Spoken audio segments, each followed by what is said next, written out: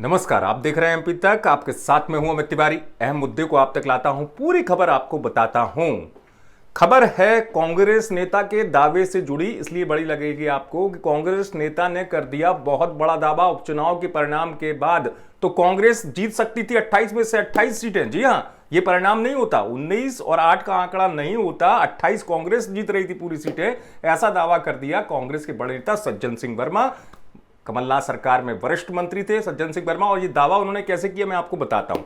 दरअसल सज्जन सिंह वर्मा ने दावा किया कि जो कुछ गड़बड़ी हुई है उपचुनाव में, परिणाम जो आए हैं सामने, वो उन्होंने दिग्विजय सिंह की तरह कह दिया कि जो गड़बड़ी है उसके लिए जिम्मेदार कौन है? ईवीएम है।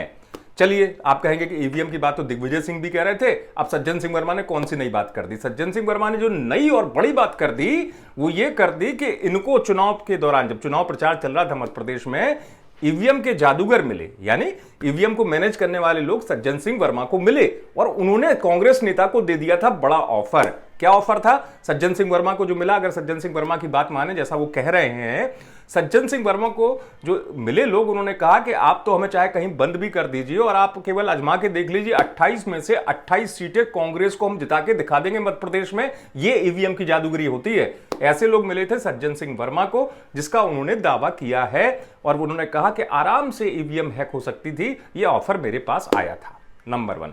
दूसरी बात अब सामने आती है, उन्होंने कहा कि हमने क्यों नहीं ऑफर स्वीकारा। आप कहेंगे कि सज्जन सिंह वर्मा के पास ऑफर था, स्वीकारा क्यों नहीं? सज्जन सिंह वर्मा उसके बारे में कहते हैं कि हम गांधी जी के सिद्धांतों को मानने वाली पार्टी के लोग हैं, हम छल नहीं करना चाहते थे, हम उपचुनाव में इस तरीके से नहीं जीतना चाहते हैं। तो ये तो बात हो गई बड़े दावे की जो सज्जन सिंह वर्मा ने कर दिया। ईवीएम कोई पहली बार नहीं कि ईवीएम पर दोष मढ़ा जा रहा है। इससे पहले भी आपने तमाम चुनाव देखे हैं जिसमें ईवीएम को लेकर निशाना साधा जाता रहा है। हारने वाली पार्टी की तरफ से कांग्रेस पहले भी निशाना साधती रही है। सज्जन सिंह के वर्मा के दावे में कितनी सच्चाई है, ये तो सत्यता के आधार पर पता चलने वाली बात है कि कौन मिला था और किसने ऑफर सज्जन सिंह वर्मा को इतना बड़ा कर दिया था। लेकिन एक बात जो इस पूरी चीज में निकलकर सामने आई कि सज्जन सिंह वर्मा अगर गांधी जी की बात कर रहे हैं, छल की बात, छल वाली राजनीति नहीं करने की बात कर रहे हैं, तो ये बात उन्होंने अब क्यों कही सज्जन सिंह वर्मा ने? चुनाव प्रचार के दौरान अगर ये बात वो करते तो शायद और ज्यादा लोगों को विश्वास भी हो जाता कि नहीं नहीं, कांग्रेस को ऑफर मिल रहा है इस समय में और कांग्रेस ने इसको ठुकरा दिया, छल के रास्ते पर कांग्रेस नहीं चलना चाहती है। अब चुनाव परिणाम आ गए हैं, चुनाव परिणामों में अगर आपकी पार्टी बेहतर नहीं कर पाई तो आपने ये कहा कि नहीं नहीं, मुझे तो ऑफर मिला था कि 28 में से 28 सीटें कांग्रेस जीत जाती मध्य प्रदेश में अगर ईवीएम हैक करने वाले लोगों की बात में मान लेता।